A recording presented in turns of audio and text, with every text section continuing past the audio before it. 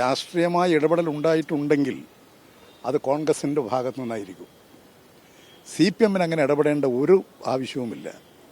പ്രത്യേകിച്ച് ഏറ്റുകൊടുക്ക പോലുള്ള ഒരു പ്രദേശം CPM ഒരു തരത്തിലും ഇടപെടുന്ന കാര്യമേ ഇല്ല.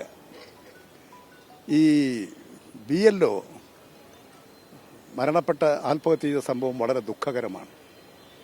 ആ ദുഃഖത്തിൽ പങ്കാളിയാകുക എന്നുള്ളതിന് പകരം തെറ്റായി വ്യാഖ്യാനിച്ച് ആ ആത്മഹത്യ ചെയ്ത സർക്കാർ ജീവനക്കാരെയും അവരുടെ കുടുംബത്തെയും ഇങ്ങനെ അവമാനിക്കാൻ കോൺഗ്രസ് UDF പുറപ്പെടാൻ പാടില്ലായിരുന്നു. ഇത് നിങ്ങൾ മനസ്സിലാക്കേണ്ടത്, ഇപ്പോൾ കണ്ണൂർ ജില്ലയിൽ ഏറ്റുകൊടുക്കയിലുള്ളൊരു BLO ആത്മഹത്യ ചെയ്ത സംഭവമാണ്. ഇന്നതാ രാജസ്ഥാനിൽ SIRുമായി ബന്ധപ്പെട്ടുകൊണ്ട് ഒരു BLO ആത്മഹത്യ ചെയ്തു. വയനാട്ടിൽ ഈ വോട്ടർ പട്ടിക തീവ്ര പരിശോധനയിൽ പങ്കെടുത്തിട്ടുള്ള ഒരു BLO തലകറങ്ങി വീണ് ബോധം കെട്ടിട്ട് ആശുപത്രിയിലാണ്.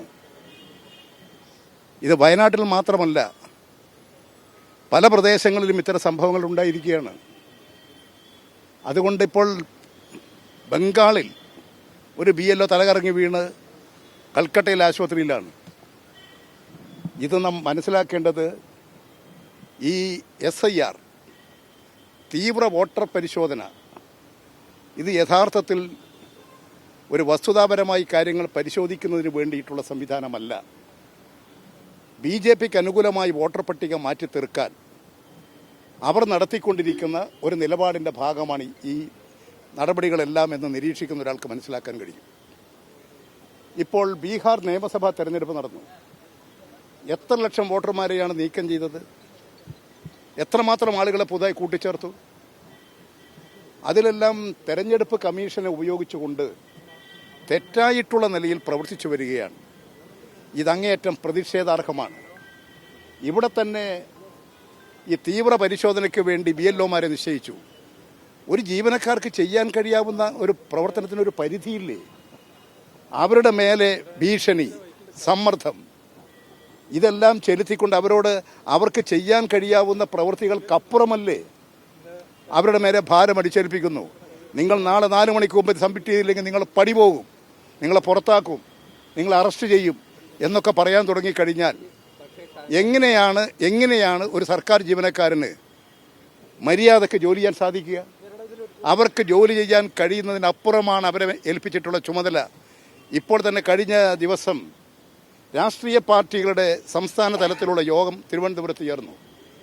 BJP ഒഴികെയുള്ള എല്ലാ രാഷ്ട്രീയ പാർട്ടികളും പറഞ്ഞു, ഇപ്പോൾ നിയമസഭാ തെരഞ്ഞെടുപ്പല്ല, ഇപ്പോൾ തദ്ദേശ സ്വയംഭരണ സ്ഥാപനങ്ങളിലേക്കുള്ള തെരഞ്ഞെടുപ്പാണ്.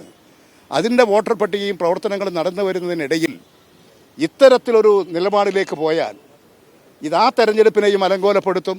യഥാർത്ഥത്തിൽ വോട്ടർ പട്ടികയുടെ പരിശോധന ഗുണകരമായിരിക്കില്ല. അതുകൊണ്ട് തൽക്കാലം കേരളത്തിലെ തദ്ദേശ സ്വയംഭരണ സ്ഥാപനങ്ങളിലേക്കുള്ള തെരഞ്ഞെടുപ്പ് കഴിയുന്നത് വരെ മാറ്റിവെക്കണമെന്ന് എല്ലാവരും ആവശ്യപ്പെട്ടതാണ്.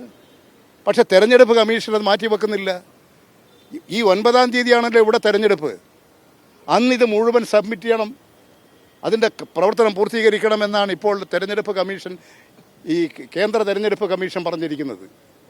അതുകൊണ്ടൊരു ഒരു ജീവനക്കാരന് താങ്ങാൻ കഴിയാത്ത ഭാരം അടിച്ചേൽപ്പിച്ച് അദ്ദേഹത്തിൻ്റെ മേലെ വലിയ ശക്തമായ സമ്മർദ്ദം ചെലുത്തി മാനസിക സംഘർഷം കൊണ്ട് പലരും ആത്മഹത്യ ചെയ്യുകയാണ്, തലകറങ്ങി വീഴുകയാണ്. അതാണ് പറഞ്ഞത്.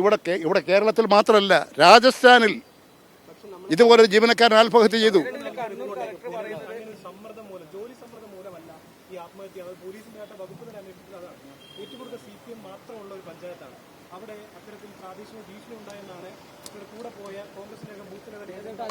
കോൺഗ്രസ്സുകാർ പറയുമായിരിക്കും, അത് കോൺഗ്രസ്സുകാർ പറയുമായിരിക്കും. അത് കോൺഗ്രസിന്റെ കൈവശം ഉണ്ടാക്കുന്നതാണ്. അതല്ലാതെ ഏറ്റുകൊടുക്കയിൽ ഇത്തരത്തിലുള്ള ഒരു പ്രശ്നവുമില്ല. BLOമാരോടൊപ്പം എല്ലാവരും ഇല്ലേ? എല്ലാ പാർട്ടിക്കാരും പോകുന്നില്ലേ? പിന്നെ ഈ കോൺഗ്രസ് എന്ന് പറയുന്ന പാർട്ടി ഇത്രമാത്രം അസംബന്ധം പ്രചരിപ്പിക്കാൻ പരിശീലനം നേടിയ ഒരു പാർട്ടി വേറെയുണ്ടോ? ഇതാണോ അവർ ചെയ്യേണ്ട ശരിയായ നിലപാട്?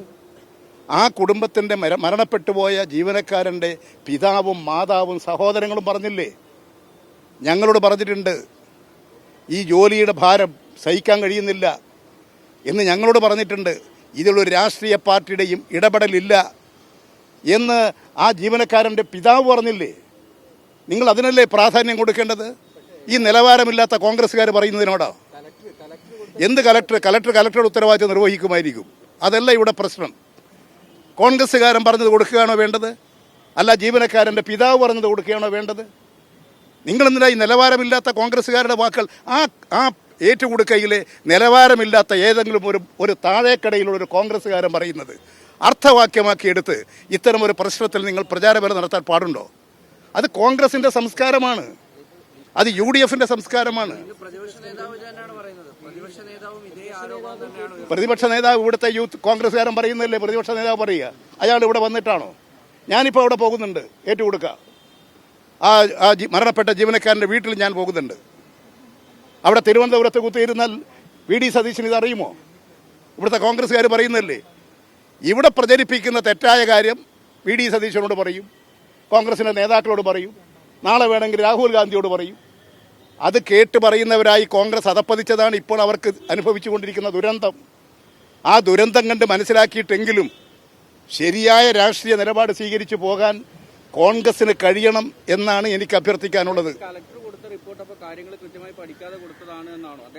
കലക്ടറുടെ കാര്യത്തിലൊന്നും എനിക്ക് പറയാൻ സാധിക്കില്ല. കലക്ടർ ഉദ്യോഗസ്ഥനാണ്. ആ ഉദ്യോഗസ്ഥൻ എന്നുള്ള നിലയിൽ അദ്ദേഹം പറയുന്ന കാര്യങ്ങൾ അദ്ദേഹത്തിൻ്റെ നിലവെച്ചുകൊണ്ടാണ്. ഞാൻ പറയുന്നത് പൊതുപ്രവർത്തകൻ എന്നുള്ള നിലയിൽ അവിടുത്തെ രാഷ്ട്രീയ സംഭവങ്ങൾ നിരീക്ഷിച്ചുകൊണ്ടും വസ്തുതകൾ മനസ്സിലാക്കിക്കൊണ്ടും പറയുന്ന കാര്യങ്ങളാണ് ഞാൻ പറയുന്നത്. കലക്ടർക്ക് ഈ കുടുംബവുമായി സംസാരിച്ചാൽ ആ കാര്യം വ്യക്തമാവില്ലേ? അവരത് ചെയ്തില്ല എന്നുള്ള ഒരു പരാതിയുണ്ടോ? അന്നേരം നിങ്ങൾ ഉടനടി കലക്ടർ ഇന്ന പക്ഷം ചേർന്നു നിങ്ങൾ വ്യാഖ്യാനിക്കൂ. അതിനേക്കാൾ ഒരു ഉദ്യോഗസ്ഥൻ ഏതാ നല്ലത്?